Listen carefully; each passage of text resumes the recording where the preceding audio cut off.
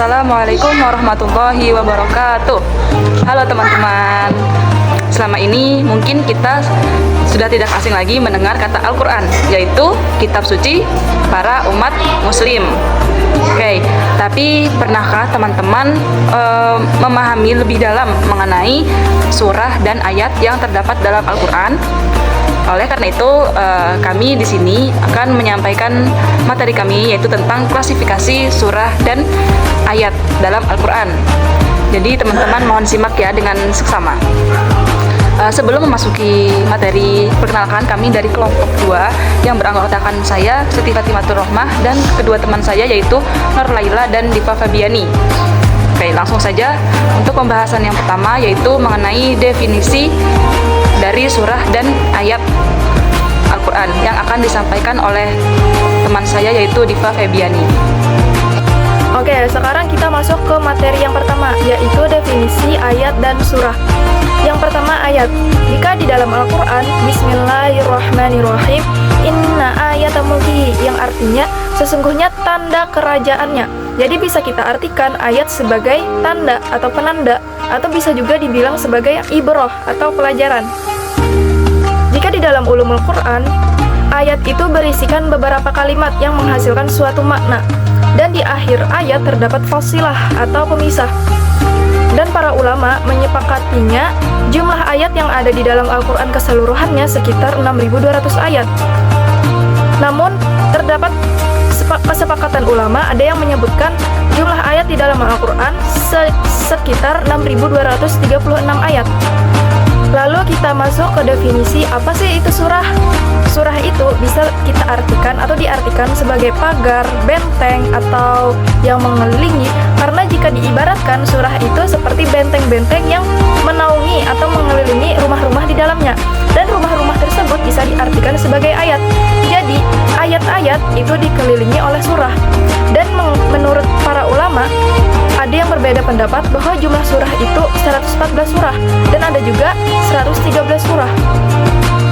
Dan yang perlu kita ketahui bahwa ayat dan surah di dalam Al-Quran itu tersusun secara sistematis. Jika ayat berjumlah 6.236 dan surah berjumlah 114. Oke, itu tadi merupakan definisi dari surah dan ayat Al-Quran. Selanjutnya yaitu membahas tentang sejarah Al-Quran pada masa Nabi Muhammad SAW yang akan disampaikan oleh teman saya yaitu Nur Laila. Sejarah Al-Quran pada masa Nabi Muhammad SAW. Seperti yang kita ketahui, Al-Quran diturunkan secara bertahap selama kurang lebih 23 tahun. Al-Quran diturunkan pada saat Nabi Muhammad SAW berusia 40 tahun dan pada tanggal 17 Ramadan tahun 600 sebelum Masehi, ketika Nabi SAW berada di Gua Hira yang kemudian didatangi oleh malaikat Jibril. Ayat yang pertama kali diturunkan ialah surah Al-Alaq ayat 1-5. Peristiwa ini juga menjadi pertanda kenabian Nabi Muhammad SAW. Pada masa Nabi ini dibagi menjadi 2 periode.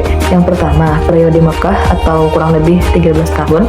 Di periode ini, ayat-ayat yang turun itu mengajarkan tentang akidah, tauhid, malaikat, hari kiamat, serta kisah-kisah umat terdahulu. Kemudian, periode kedua yaitu periode Madinah atau selama 10 tahun. Ayat-ayat yang turun umumnya berkaitan dengan hubungan makhluk sebagai makhluk sosial, kemudian aturan-aturan dalam kehidupan Islam, serta hukum-hukum Islam.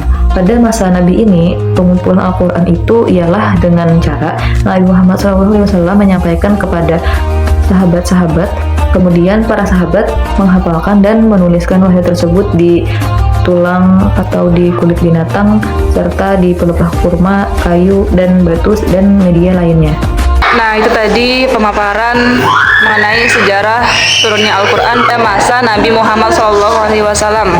Materi selanjutnya yaitu tentang klasifikasi berdasarkan tempat turun surah yang akan disampaikan oleh Diva Fabiani.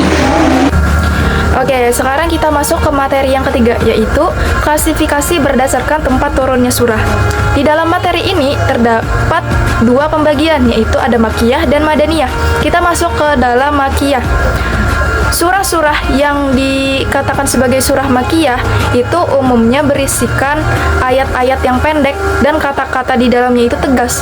Karena Makkiyah umumnya diartikan sebagai surah yang turun sebelum Nabi hijrah ke Madinah. Dan di dalam surah Makkiyah berisikan perkataan yang tegas. Di dalamnya itu terdapat ancaman siksa, neraka, dan penekanan tauhid, janji surga dan neraka karena melihat kondisi sosial masyarakat yang mana pada saat itu masyarakat masih menyembah berhala, patung, dan sebagainya.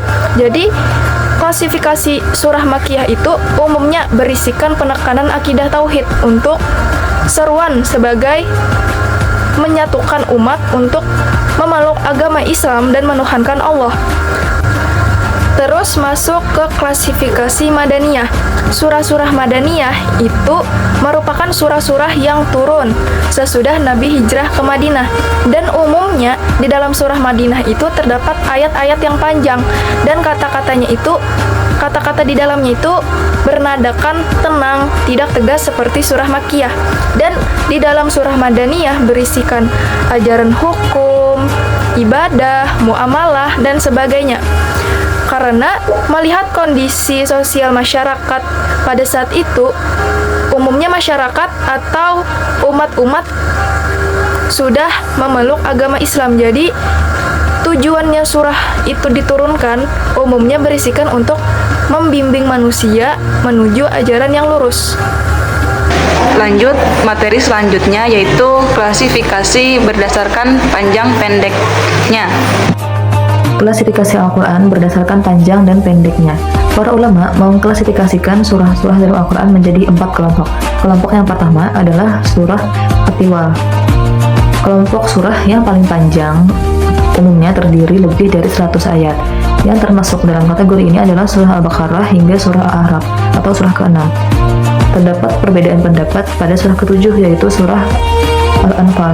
Jika surah Al-Anfal ini digabung atau taubah, maka ia termasuk ke dalam kategori surah At-Tiwal karena tidak ada bismillah yang memisah antar surah.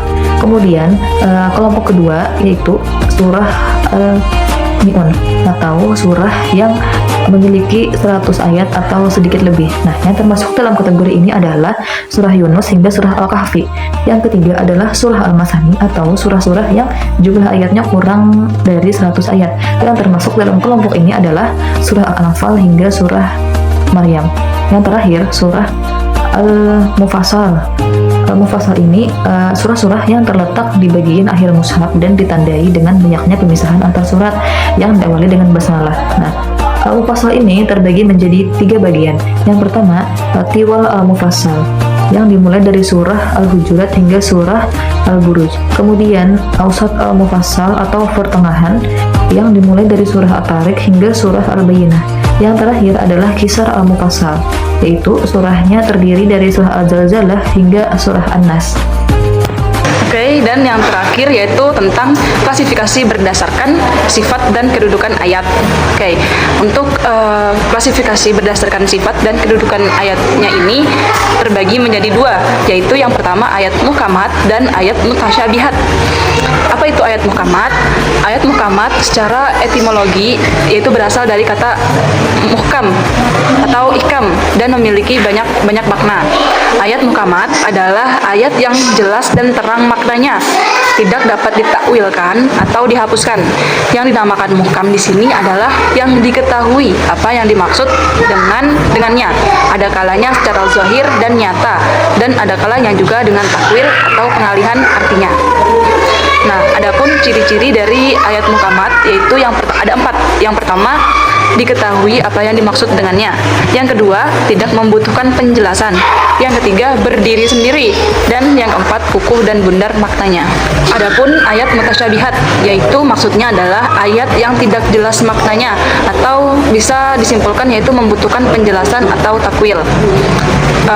Mutasyabihat sendiri berasal dari kata syabaha yang berarti penyerupaan dalam makna, karena adanya keserupaan dan bentuk tersebut yang mengakibatkan terjadinya kesamaran makna. Oke. Nah, jadi ayat mutasyabihat ini bisa diartikan yaitu tidak jelas maknanya dan membutuhkan penjelasan atau takwil. Sedangkan ayat muhkamat tadi sudah jelas maknanya sehingga tidak perlu ditakwilkan atau diperjelaskan lagi karena sudah jelas maknanya. Adapun jenis-jenis dari ayat mutasyabihat yaitu ada 3.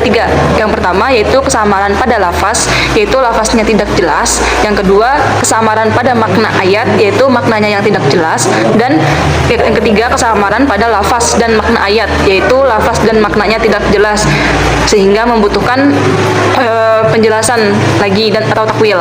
Adapun aspek kesamaran pada lafaz dan makna yaitu ada 5.